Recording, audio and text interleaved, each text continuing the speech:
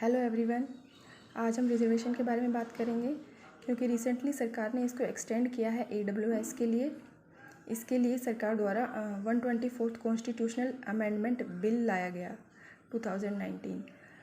ये 8 जनवरी 2019 को लोकसभा से पास हुआ, 9 जनवरी 2019 को राज्यसभा से पास हुआ, 12 जनवरी 2019 को प्रेसिडेंट ने हस्ताक्षर किए और 14 जनवरी 2019 से ये लागू हो गया। अब ये बन गया है 103rd कॉन्स्टिट्यूशनल अमेंडमेंट एक्ट 2019। तो ये डिफरेंस क्यों है इनमें नंबरिंग में, बिल के में और एक्ट के में? क्योंकि बिल पास होने के बाद एक्ट बनता है। अगर वो कोई बिल पास नहीं होता है तो वो उसी नंबरिंग से लैप्स हो जाता है। फिर जो नया बिल आता है वो उसके आगे वाले नंबर से आता है। तो ये कौन सा अमेंडमेंट एक्ट है? ये है 103rd कॉन्स्टिट्यूशनल अमेंडमेंट एक्ट 2019। तो इसमें क्या किया गया है? इसमें 10% रिजर्वेशन दिया गया है इकोनॉमिकली वीकर सेक्शंस को।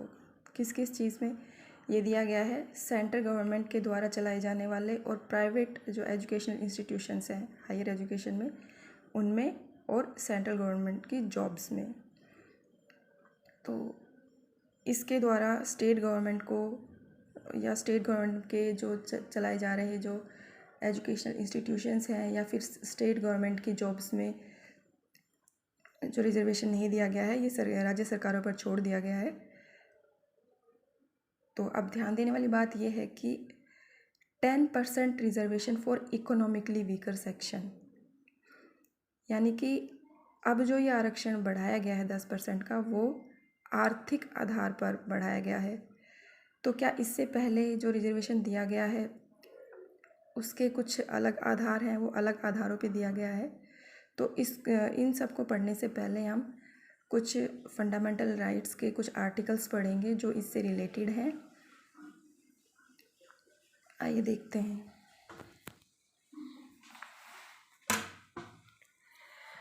आर्टिकल 15 ये कहता है कि राज्य नागरिकों के साथ केवल इन 5 आधारों पर कोई भेदभाव नहीं करेगा: रिलीजन, रेस, कास्ट, सेक्स और प्लेस ऑफ बर्थ। यानी कि इन 5 आधार पर नागरिकों के साथ, यानी कि जो आर्टिकल 15 है ये सिर्फ नागरिकों के लिए है, विदेशियों के लिए नहीं है। तो ये राज्य को प्रतिबंधित करता है भेदभाव न करने के लिए इन 5 आधार पर। लेकिन ये देखा गया है कि मद्रास में कास्ट के आधार पर भेदभाव हो रहा है। यानी कि मद्रास सरकार के द्वारा SC/ST को सरकारी इंजीनियरिंग व मेडिकल कॉलेज में आरक्षण दिया गया था। ये दिया गया था 1927 में एक गवर्नमेंट ऑर्डर के थ्रू। तो इसके अगेंस्ट एक केस फाइल किया गया कि जब हम कास्ट के आधार पर कोई भेदभाव कर ही नहीं सकते हैं तो ये गवर्नमेंट ऑर्डर 1927 का क्यों लागू है? तो उसके लिए जो केस लागू किया गया था ये था Champakam Dorairajan versus state of Madras 1951। तो इसमें जो पेटिशनर था उसने अपने जो व्यूज़ रखे, उन्होंने कहा कि आर्टिकल 15(1) और आर्टिकल 29(2) के तहत इस तरह से आरक्षण नहीं दिया जा सकता, क्योंकि आर्टिकल 51 ये कहता है कि राज्य द्वारा किसी भी नागरिक के साथ रिलीजन, रेस, कास्ट, सेक्स और बर्थ ऑफ प्लेस के आधार पर भेदभाव किया ही नहीं जा सकता। और आर्टिकल 29(2) ये कहता है कि किसी भी नागरिक को शैक्षणिक संस्थानों, चाहे वो गवर्नमेंट के हो या एडेड हो, में एडमिशन लेने से राज्य केवल रिलीजन, रेस, कास्ट और लैंग्वेज के आधार पर मना नहीं करेगा। तो ये थे पेटिशनर के पॉइंट। लेकिन मद्रास हाई कोर्ट ने क्या कहा, मद्रास स्टेट ने क्या अपना इसमें कैसे अपने आप को डिफेंड किया? उन्होंने ये कहा कि आर्टिकल 46 के तहत, यानी कि जो DPSP में आर्टिकल 46 है उसके तहत ये आरक्षण दिया जा रहा है। यानी कि SC/ST या अन्य कमज़ोर वर्ग के शैक्षणिक व आर्थिक हितों को प्रमोट करने के लिए जो ये DPSP का आर्टिकल 46 है वो आर्थिक आधार पर कमज़ोर वर्ग के हितों को प्रमोट करने की बात करता है। तो इस आधार पर ये जो हमारा आरक्षण है वो वैलिड है। तो उसके बाद इस केस का क्या रिज़ल्ट रहा, यानी क्या जजमेंट रहा? अब देखिए पहले कि 1951 में फंडामेंटल राइट्स और DPSP, ये सबसे पहले ये एक विवाद आया कि 1951 में सबसे पहले कि फंडामेंटल राइट्स और डीपीएसपी, इन दोनों को लागू करने में अगर कोई डिस्प्यूट होता है यानी कोई कॉन्ट्राडिक्शन होता है तो किसको हम प्रेफरेंस देंगे।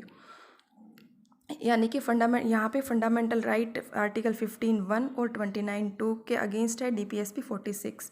तो यहाँ पे इस केस में सुप्रीम कोर्ट का डिक्लेरेशन ये रहा कि ये इनवैलिड है। जो मद्रास गवर्नमेंट ये गवर्नमेंट ऑर्डर है 1927 का, उसको इनवैलिड घोषित किया आर्टिकल 13 के तहत। आर्टिकल 13 ये कहता है कि कोई भी ऐसा लॉ नहीं बनाया जाएगा या नहीं उसको वैलिड नहीं माना जाएगा जो फंडामेंटल राइट्स का हनन करता हो। तो उसके तहत उस गवर्नमेंट ऑर्डर को इनवैलिड घोषित किया गया और ये कहा गया कि डीपीएसपी द्वारा फंडामेंटल राइट्स का हनन नहीं किया जा सकता। यानी कि यहाँ पे फंडामेंटल राइट्स को ही प्रायोरिटी दी जाएगी, प्रेफरेंस दी जाएगी। तो फर्स्ट टाइम ये विवाद आया तो उसमें ये डिक्लेरेशन दिया गया। फिर पार्लियामेंट ने फर्स्ट कॉन्स्टिट्यूशनल अमेंडमेंट एक्ट 1951 ये पास किया। उसके तहत आर्टिकल 15(4) जोड़ा गया। इसमें ये कहा गया कि स्टेट स्पेशल प्रोविज़न बना सकता है सोशली और एजुकेशनली बैकवर्ड क्लास के लिए, यानी कि शैक्षणिक और सामाजिक जो पिछड़ी वर्ग हैं उनके लिए, उनके एडवांसमेंट के लिए राज्य स्पेशल प्रोविजंस कर सकता है। तो आर्टिकल 15(4) को अप्लाई किया गया और सेंट्रल गवर्नमेंट में और स्टेट गवर्नमेंट में SC/ST को सरकारी या एडेड कॉलेजेस में एडमिशन के लिए रिजर्वेशन दिया गया। फिर एक केस आता है PA Inamdar versus state of Maharashtra case 2005। इसमें सुप्रीम कोर्ट ने ये कहा कि जो स्टेट है वो रिजर्वेशन पॉलिसी को सिर्फ गवर्नमेंट कॉलेज तक ही सीमित रख सकता है। इसको माइनॉरिटी या नॉन माइनॉरिटी के जो अनएडेड प्राइवेट कॉलेजेस हैं उनमें लागू नहीं कर सकते। यानी कि प्राइवेट कॉलेजेस जिनको सरकार के द्वारा एड नहीं दी जा रही, चाहे वो माइनॉरिटी के हों या नॉन माइनॉरिटी को हों, उनमें ये रिजर्वेशन पॉलिसी लागू नहीं होती है। तो फिर इस जजमेंट को, यानी कि PA Inamdar versus state of Maharashtra case 2005 का जो SC का डिक्लेरेशन रहा, उसको बदलने के लिए पार्लियामेंट ने एक कॉन्स्टिट्यूशनल अमेंडमेंट एक्ट 93 ये पास हुआ 2005 में। इसमें आर्टिकल 15(5) जोड़ा गया। उसमें ये कहा गया कि स्टेट सोशली और एजुकेशनली बैकवर्ड क्लास यानी SC/ST को आरक्षण दे सकता है एजुकेशनल इंस्टीट्यूशंस में, यानी हायर एजुकेशन में एडमिशन लेने के लिए कॉलेजेस में, चाहे वो प्राइवेट ही क्यों ना हो, चाहे वो एडेड है या नहीं है। तो इसमें सिर्फ माइनॉरिटीज़ जो एजुकेशनल इंस्टीट्यूशंस हैं उनको ही छोड़ा गया कि इनमें ये रिजर्वेशन लागू नहीं होता, बाकी सब में ये लागू हो सकता है। फिर 2 साल बाद ही एक central educational institutions reservation of seat act 2007 पारित हुआ। उसमें OBC को 27% का आरक्षण दिया गया। जो सेंट्रल एजुकेशनल इंस्टीट्यूशंस हैं लाइक IITs, IIMs, NITs इसमें। लेकिन ये भी एक एग्जाम्शन लगाई गई कि जो प्योरली रिसर्च ओरिएंटेड इंस्टीट्यूशंस हैं लाइक टाइफर, इनमें कोई रिजर्वेशन नहीं होगा। अब तक बात की हमने सिर्फ एजुकेशनल इंस्टीट्यूशंस में एडमिशन को लेकर रिजर्वेशन की। अब बात आती है आर्टिकल 16 की। आर्टिकल 16 कहता है कि equal opportunity in matters of public employment, यानी कि सरकारी नौकरी में सभी को इक्वल अवसर या इक्वल अपॉर्चुनिटीज़ प्रदान की जाएगी, किसी के साथ कोई भेदभाव नहीं होगा। तो इसमें आर्टिकल 16(2) ये क्या कहता है कि किसी भी नागरिक को केवल इन 7 आधारों पर सरकारी नौकरी में अयोग्य नहीं माना जाएगा। यानी कि अब बात हो रही है सरकारी नौकरियों की, यानी कि religion, race, caste, sex, descent, place of birth और रेजिडेंस, इन 7 आधारों पर किसी भी नागरिक के साथ सरकारी नौकरियों में कोई भेदभाव नहीं किया जाएगा। यानी कि इन आधार पर किसी भी नागरिक को अयोग्य नहीं माना जाएगा। लेकिन इसमें रेजिडेंस का एक्सेप्शन दिया गया है, यानी कि रेजिडेंस का नहीं, यहाँ जो रेजिडेंस है इसमें डोमिसाइल को इंक्लूड नहीं किया गया है। डोमिसाइल के लिए 50% रिजर्वेशन आप कर सकते हैं। फिर एक आर्टिकल 16(3) आया रेजिडेंस के एक्सेप्शन के लिए, यानी कि पार्लियामेंट कानून बनाकर ऐसा कोई रूल बना सकती है कि स्टेट गवर्नमेंट की जो सरकारी नौकरियां हैं उनमें स्टेट के जो लोकल पीपल हैं, वहीं के जो रेजिडेंट हैं, उनको आरक्षण दिया जाए। और वो उसका आधार ये था कि कुछ मुद्दे ऐसे हैं वहाँ, कुछ मुद्दे ऐसे होते हैं जो वहाँ के लोकल पर्सन होते हैं वो ही जानते हैं। उनके अलावा जो बाहर के जो पर्सन को अगर अपॉइंट किया गया तो वो उन चीज़ों को अच्छे से सॉल्व नहीं कर पाएंगे। तो इसलिए लोकल पीपल को, यानी वहाँ के रेजिडेंट को स्टेट में, स्टेट की गवर्नमेंट जॉब है उनमें आरक्षण दिया जाए। तो ये, लेकिन ये पावर सिर्फ किसके पास है? पार्लियामेंट के पास है। फिर आर्टिकल 16(4), इसमें यह कहा गया कि स्टेट SC/ST को सरकारी नौकरियों में आरक्षण दे सकता है अगर उनको उचित प्रतिनिधित्व नहीं दिया गया हो। यानी कि यहाँ एक कंडीशन है, यानी कि अगर उनको पब्लिक एम्प्लॉयमेंट में एडिक्वेटली रिप्रेजेंटेशन नहीं मिलता है तो SC/ST को सरकारी नौकरी में आरक्षण दिया जा सकता है। ये कहता है आर्टिकल 16(4). फिर 1979 में जनता पार्टी की सरकार में PM मोरारजी देसाई की सरकार ने एक मंडल कमीशन को अपॉइंट किया, ये पता लगाने के लिए कि SC/ST के अलावा कोई और ऐसी कास्ट भी है क्या जो सोशली या एजुकेशनली बैकवर्ड हों। यानी कि अभी भी इकोनॉमिक फैक्टर नहीं आया है, सिर्फ सोशली और एजुकेशनली बैकवर्डनेस को ही बेस बनाया गया है अभी तक। तो इसकी रिपोर्ट 1980 में आती है। तो मंडल कमीशन ने ये आइडेंटिफाई किया कि जो 52% पीपल हैं इंडिया के, वो OBC कैटेगरी के तहत आते हैं। अब OBC क्यों कहा गया इनको? क्योंकि वो SC/ST के अलावा है, यानी अदर देन SC/ST, यानी backward class other than SC/ST, इसलिए इनको बोला गया अदर बैकवर्ड कास्ट। और इनके लिए 27% रिजर्वेशन की बात की गई मंडल कमीशन की रिपोर्ट में। तो ये रिपोर्ट आई 1980 में। तो ना तो इंदिरा गांधी सरकार ने इसको लागू किया, ना राजीव गांधी सरकार ने इसको लागू किया। फिर आती है PM VP सिंह की सरकार, जिसको BJP ने सपोर्ट किया। तो उसने मंडल रिपोर्ट को लागू किया, यानी कि 27% रिजर्वेशन अब OBC को भी दिया गया। पहले SC/ST को दे दिया गया है आर्टिकल 16(4) में, और मंडल कमीशन की रिपोर्ट के तहत दे दिया गया है 27% रिजर्वेशन OBC को। तो इसके अगेंस्ट काफ़ी प्रोटेस्ट हुए, तो BJP ने अपना सपोर्ट वापस ले लिया, VP सिंह की सरकार गिर गई। अब आती है नरसिम्हा राव की सरकार। इसने 27% जो आरक्षण दिया गया था OBC को, उसको समर्थन दिया, और पहली बार ये कहा कि 10% रिजर्वेशन इकोनॉमिकली बैकवर्ड क्लास को भी दिया जाए। यानी कि पहली बार नरसिम्हा राव सरकार ने आर्थिक आधार पर 10% रिजर्वेशन की बात की गई।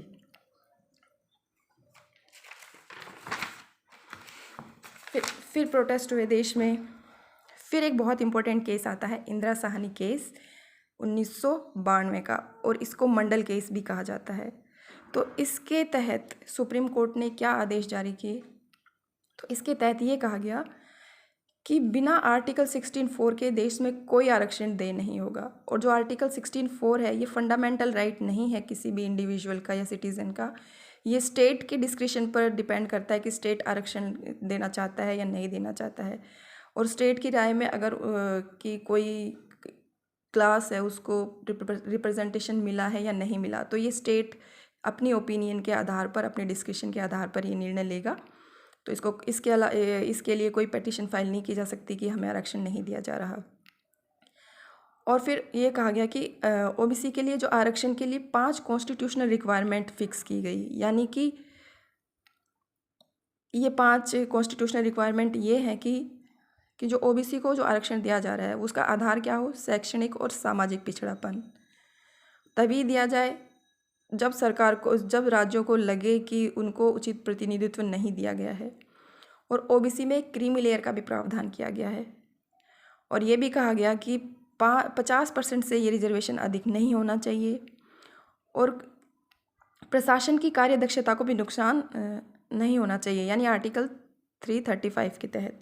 यानी कि हम रिजर्वेशन दे तो रहे हैं, लेकिन इसमें ये नहीं कि हम किसी भी तरह की योग्यता को ना लें, ऐसे ही किसी को भी सरकारी नौकरी में रिजर्वेशन दे दें बिना उसके एजुकेशन क्वालिफिकेशन को देखे।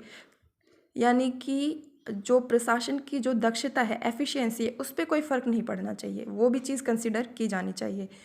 तो इन 5 आधारों पे आरक्षण देने की बात कही।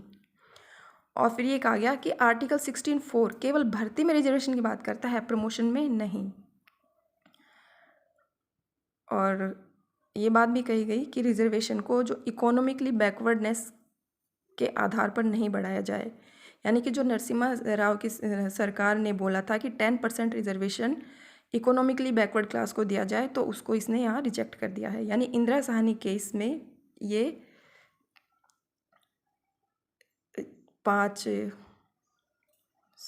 4 डिसीजन दिए गए। काफ़ी इम्पोर्टेंट है ये।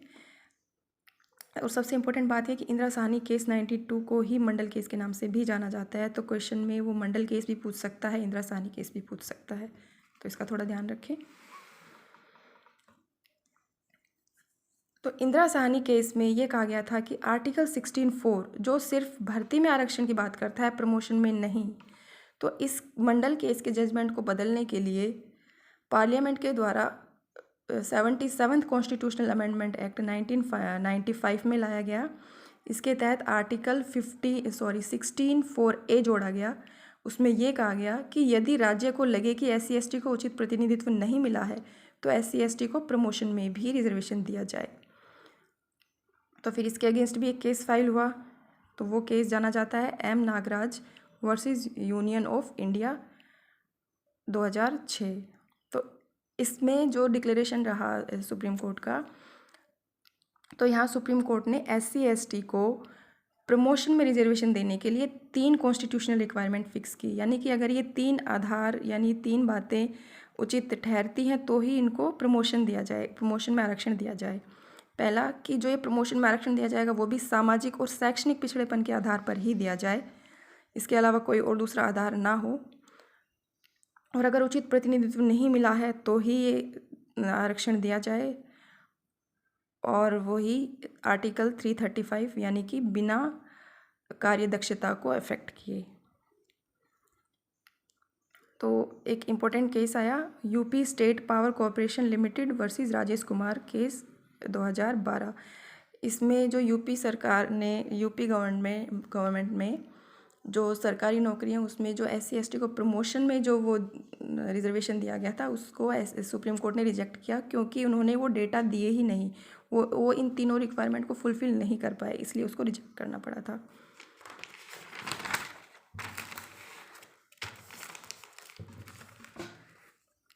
अब आता है 81st कॉन्स्टिट्यूशनल अमेंडमेंट एक्ट 2000। इसके तहत आर्टिकल 16(4)B जोड़ा गया और इसके तहत कैरी फॉरवर्ड पॉलिसी यानी कि जो बैकलॉग जो वैकेंसी है, यानी कि पीछे वाली भर्ती में कुछ पोस्ट खाली रह गई हैं रिज़र्व सीट की, तो उसके लिए ये बोला गया कि इनको नेक्स्ट वैकेंसी में टोटल में शामिल ना करके इनको रिज़र्व कैटेगरी के तहत ही भरा जाए। तो ये कैरी फॉरवर्ड पॉलिसी कब आई? 2000 में। फिर एक नई चीज़ सामने आती है कि आंध्र प्रदेश गवर्नमेंट ने 4% रिजर्वेशन वो दिया मुस्लिम्स को। तो अभी तक हम ये कहते आ रहे हैं कि सिर्फ सोशली और एजुकेशनली बैकवर्डनेस के आधार पर ही आरक्षण दिया जाएगा। तो यहाँ पे ये बात की गई कि मुस्लिम्स को रिलीजियस बेस पे हम आरक्षण क्यों दें। तो इसके अगेंस्ट एक केस फाइल किया गया।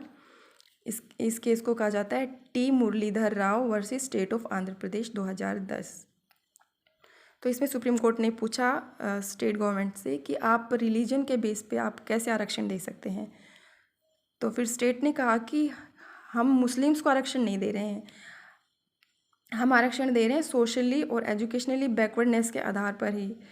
लेकिन अब वो जो क्लास सोशली और एजुकेशनली बैकवर्ड है और वो मुस्लिम भी हैं, तो इसमें हमारी कोई गलती नहीं है। यानी कि हमने मुस्लिम्स के आधार पर हमने इसको आरक्षण नहीं दिया है, हमने मुस्लिम्स में भी जो सोशली और एजुकेशनली जो बैकवर्ड लोग हैं उनको ही रिजर्वेशन दिया है। तो सुप्रीम कोर्ट ने यहाँ पे अलाउ कर दिया 4% रिजर्वेशन ओबीसी के तहत जो मुस्लिम्स को सोशली और एजुकेशनली बैकवर्डनेस के बेस पे दिया, तो इसको अलाउ कर दिया गया है। तो ऐसे ही वेस्ट बंगाल में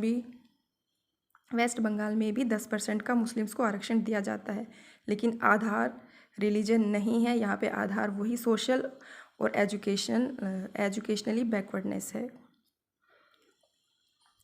तो अब तक 2 कमिटीज़ हैं जो मुस्लिम्स को रिजर्वेशन के लिए रिकमेंड करती हैं। एक है रंगानाथ मिश्र कमेटी जो 2004 की है, और एक है सच्चर कमेटी 2005 की। लेकिन इनका भी यही कहना है कि जो आरक्षण दिया जाए वो सोशली एजुकेशनली बैकवर्डनेस के आधार पर ही दिया जाए।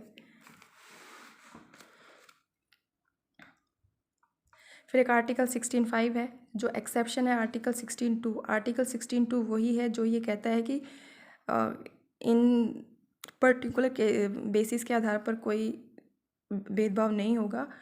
तो आर्टिकल 16(5) में ये कहा जाता है कि रिलीजन के बेस पे रिजर्वेशन दिया जा सकता है, यानी कि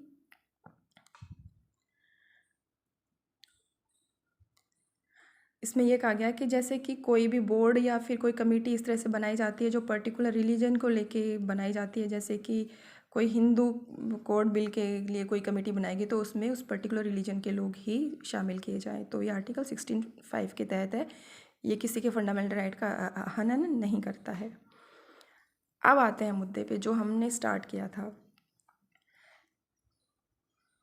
103rd कॉन्स्टिट्यूशनल अमेंडमेंट एक्ट 2019, यानी कि इसमें यह कहा गया कि 10% रिजर्वेशन दिया जाए। अब किसके आधार पे दिया जा रहा है? इकोनॉमिकली बैकवर्डनेस के आधार पे, यानी कि EWS इकोनॉमिकली वीकर सेक्शंस को 10% रिजर्वेशन दिया जाए, हायर एजुकेशन में भी और जॉब्स में भी। लेकिन जो ये एडमिशन में और जो जॉब्स में जो रिजर्वेशन दिया जा रहा है वो सिर्फ सेंट्रल गवर्नमेंट की तहत ही दिया जा रहा है, यानी कि सेंट्रल गवर्नमेंट के द्वारा चलाए जा रहे एजुकेशनल कॉलेजेस हों या फिर सेंट्रल गवर्नमेंट की जॉब्स हों, उनमें ही दिया जा रहा है। और बाकी स्टेट्स पे छोड़ दिया गया है कि स्टेट अपने द्वारा चलाए जा रहे एजुकेशनल इंस्टीट्यूशंस में रिजर्वेशन देना चाहता है या नहीं, या फिर वो अपने द्वारा स्टेट की जो गवर्नमेंट जॉब्स है उनमें आरक्षण देना चाहता है या नहीं। तो कुछ स्टेट्स ने इसको लागू किया है।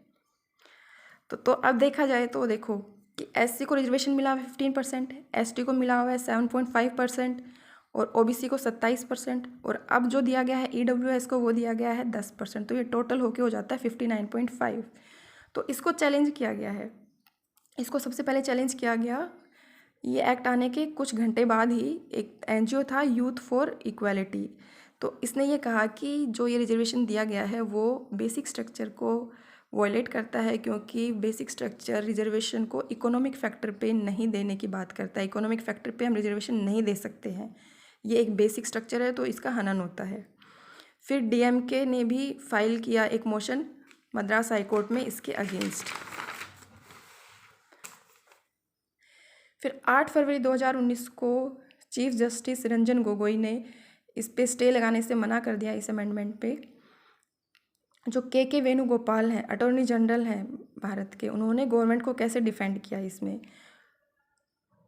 तो अटॉर्नी जनरल का कहना ये था कि आर्टिकल 46 यानी कि DPSP के थ्रू ये वैलिड है, क्योंकि DPSP कमांड करता है स्टेट को कि वो कुछ स्पेशल प्रोविजंस बनाए एजुकेशनली और इकोनॉमिक इंटरेस्ट वीकर सेक्शन, यानी कि वीकर सेक्शन के शैक्षणिक और आर्थिक हितों को ध्यान में रखते हुए वो स्पेशल प्रोविजंस बना सकते हैं ताकि उनके साथ सोशल इंजस्टिस ना हो। तो यानी कि अब जो ये आरक्षण दिया गया है EWS को, उसका आधार DPSP है, यानी कि DPSP आर्टिकल 46 को लागू करने के लिए ये इकोनॉमिकली बेस पे यानी कि आर्थिक आधार पे ये आरक्षण दिया गया है। तो आज का टॉपिक कंप्लीट हुआ। Thank you.